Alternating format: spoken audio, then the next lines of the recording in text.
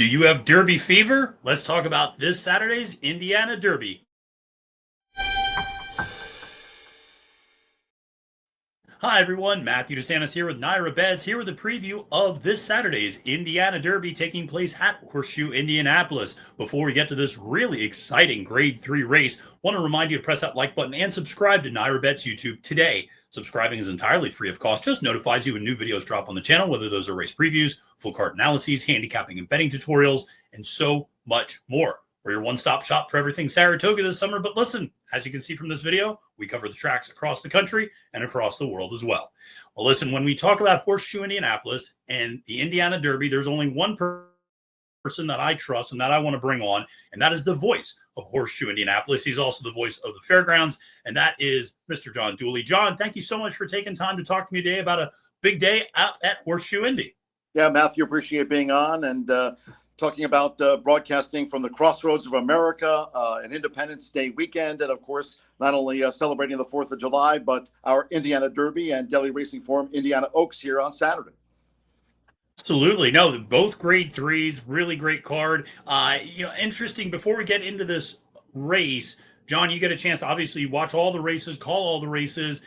For folks who are just coming in and maybe parachuting in for this big weekend and playing Horseshoe Indy for the first time, how speed favoring is the track? How fair is the track in terms of the main track? Does speed hold up pretty well going 2 turns, or is it something people should be aware of? Or can you just handicap it pretty straight up in terms of how the way the track plays? One good thing this week, we've been fortunate here at Horseshoe Indianapolis, again, the crossroads of America, to be sunny, 80s, fast and firm. So we've had that consistency for this entire racing week, of course, heading to Indiana's biggest day of racing on Saturday, as you mentioned, with those grade 3s, including the Indiana Derby. So track-wise, especially the main track, I mean, it's been playing fair and square, which is good for horse players. If you're a lone speed and you're able to get out there and set soft fractions, that certainly will prevail. But if there's a fast pace out in front, we're seeing closers mount those late charges and get up just in the nick of time, too. That's great to hear. And I feel you in terms of the weather. Saratoga is always a bit of a rolling of the dice, but we are also good weather, 80s and sunny up here. So fast and firm is always good. And one thing I'll say is I was watching some of the turf racing earlier this week at Horseshoe Indy, and that turf course is playing fair too. You can go gate to wire, but you can also make up a ton of ground. And so it's great to see that on both surfaces for the big day. And always love to see good weather this time of year up there as well. But listen, let's talk about this 9-horse field that we have for the Indiana Derby, going 1 mile and a 16th for 3-year-olds. And, some pretty big names, honestly. I mean, you got a couple of Kentucky Derby alums in terms of Chunk of Gold and Cole Battle, and even Publisher, who's still searching for that maiden victory. John, what were your thoughts in terms of how this field came up and maybe some initial impressions in terms of some of the major players?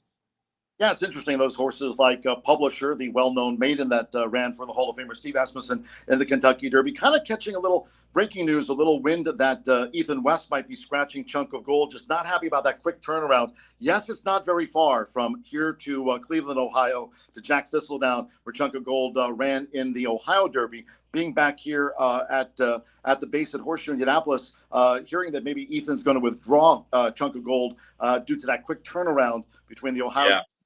So, but again, you mentioned horses like that have exited the Kentucky Derby, and that includes Publisher and Cole Battle. What a great story that was, with Lonnie Briley winning his first career graded stakes race in the Grade 2 Rebel over the winter at Oaklawn Park for Norman Stables. I mean, a horse, kind of those down south roots, getting that start at Evangeline Downs and going on to compete at the highest level in the 151st Kentucky Derby. So I think, Cole Battle's a terrific story too. And Corey Lanerie just moving into second all time at Churchill Downs.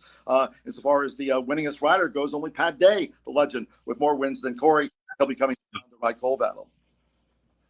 Yeah, I know. Cole Battle, definitely a fun horse to root for. And that's interesting about Chunk of Gold. I'll be honest, I was a little surprised to see him entered in this race just based upon that quick turn around.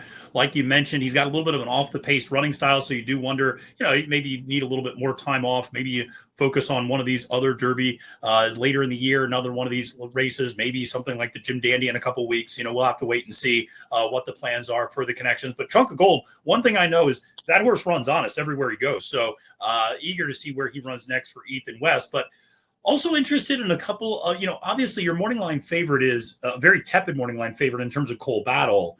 And it's interesting. I think that's probably not all that far off because He's going to attract a lot of public money. People are aware of him because of the Kentucky Derby. It's a great story, like you said, starting at Evangeline Downs. Everybody fell in love with Lonnie Briley during that run through Oaklawn Park. I mean, how could you not?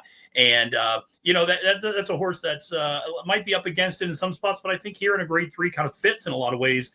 But interestingly enough, there's 2 horses that are stretching out, the 6 and the 7, Tip Top Thomas and Big Truzz. These are 2 horses trying 2 turns for the first time. I thought Big Truzz looked to be a real nice sprinter, and they're going longer with him. Same thing with Tip Top Thomas for Todd Pletcher. Interested in your thoughts on these 2 who are, again, trying something new for the first time. And, in the case of Big Truzz, obviously has run in some graded stakes before, but Tip Top Thomas kind of going back to the graded stakes company after running second in the Champagne to Chancellor McPatrick last year. Yeah, and I love the fact Tip Top Thomas attracts John Velazquez, and talking about the Ohio Derby going back to 1991. After I spent that time as up in the press box working for the NYRA media department there at Saratoga, Belmont, and Aqueduct, went to call races at Thistledown there those decades ago. And John Velazquez won his first career graded stakes race in North America there at Thistledown.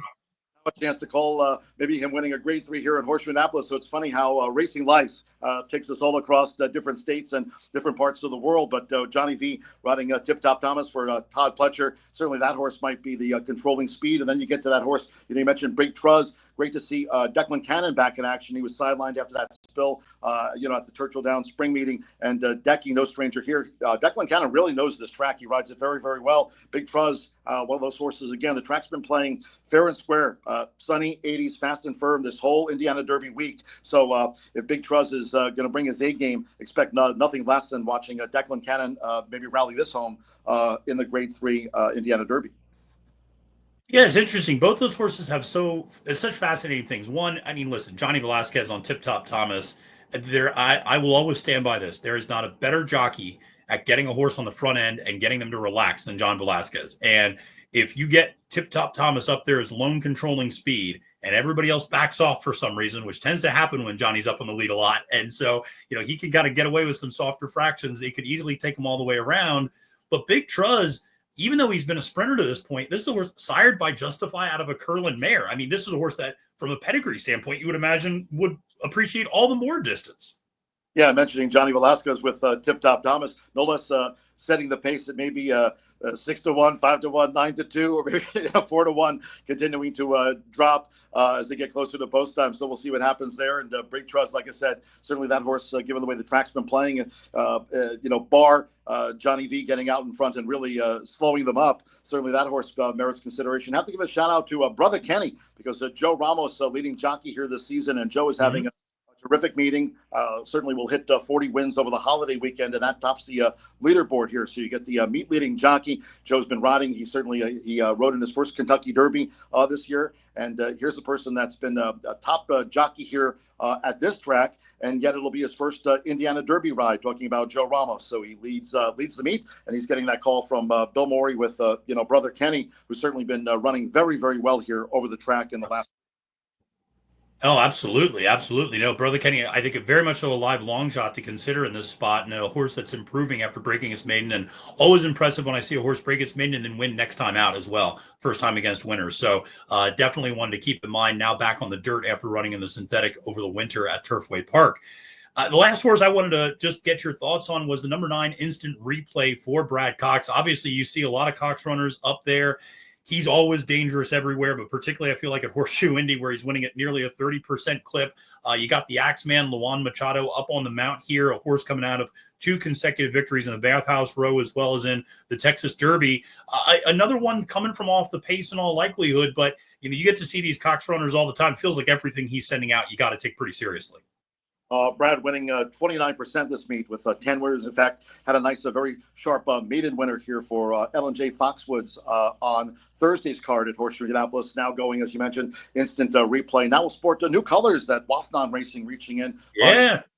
Before the Indiana Derby from the Wests. But Brad Cox has a chance. He's already won 3 Indiana Derbies. If he wins here on Saturday, he'll Bob Baffert with 4 wins. So certainly, a lot on the line and a grade 3 for Brad Cox. But he's certainly been winning here a lot this meet at 29%. Again, instant replay with the track playing the way it is. I mean, I really like this year's Indiana Derby. Publisher exiting the Kentucky Derby. Yeah.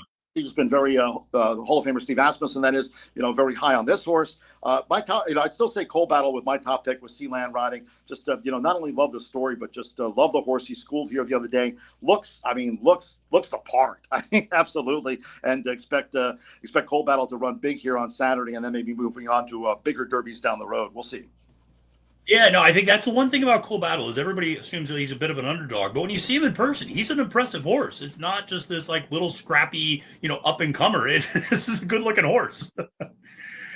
So getting a look at him, and actually I posted something on my X at John G. Dooley, a photo that Cody took of him, and thought, wow, what an absolutely striking looking son of Coal Battle is. Yeah, and that's the thing. I remember kind of taking a look at this. Coal Front stands for $2,000. Coal Battle sold for $70. So somebody saw something in this horse early on and if I'm not mistaken, he was like the 5th highest priced sale at that Texas yearling sale. And so, yes, it was an underdog story, but people saw something in this colt early on, and he's really come through and paid off dividends. Obviously, a $70,000 purchase who's already won $1.2 million on the track. So not a bad return on investment. I hope we get that good of a return on investment on Saturday. That's for sure. Yeah. Fan of Sealand, whether it's been riding at fairgrounds or certainly watching him ride at Churchill Downs. And again, you talk about all the history under the Twin Spires and the fact that Corey, this spring becoming the second all-time leading jockey of only the legend Pat Day. It's quite an accomplishment. That's a lot of great jockeys that have ridden under the Twin Spires over the years, and certainly Corey Lannery is part of that conversation. Absolutely. Well, John, I appreciate you taking time. I know you got to go call some races today at Horseshoe Indy, so thank you so much for taking time and talking to us a little bit about this Saturday's Indiana Derby. And we have the Indiana Oaks, obviously, as well. It's a big day all the way around. But what else you guys got going on up at Horseshoe Indy, just to let the folks know? Well, I mean, obviously with Indiana Derby, we're celebrating the 4th of July, and we'll be enjoying that. But we always offer a lot of activities for the entire family, especially on an Indiana Derby day. We've got mega bet drawing where we'll be giving away a couple of $1,000. You get a chance to bet, make your own bet on who your top pick is, and for the Indiana Derby, food trucks coming out, and again with the weather being sunny and 80s, looks like a spectacular day of racing. We're sold out. In fact, the clubhouse is sold out, and I know you're up there at Sarah. I know you're up there at Saratoga too. So, with America turning, 249 years old, a lot of history. That's the greatest part about, definitely if you haven't already done so, certainly visit Saratoga. All the equine history and the history of the region too, as you mentioned the other day on social media. Really appreciated that. Yeah, no, absolutely. Tons of history. And I'm just going to say this right now. We're recording on the 4th of July. We have 2 British horses running in the Belmont Derby. John, I'm not letting them win. I'm not letting them win. We cannot let the British horses win. That's just, I'm not going to let it. See what happens here today, but we have a horse in the opener talking about on the 4th of July by the name of July 4. So we'll see. Hey, come on. How do you not bet USA? That horse? Exactly. John, thank you so much for joining. I really appreciate your time. And thank you all for tuning in to this episode on NYRA Bets YouTube. Make sure to press that like and subscribe button today.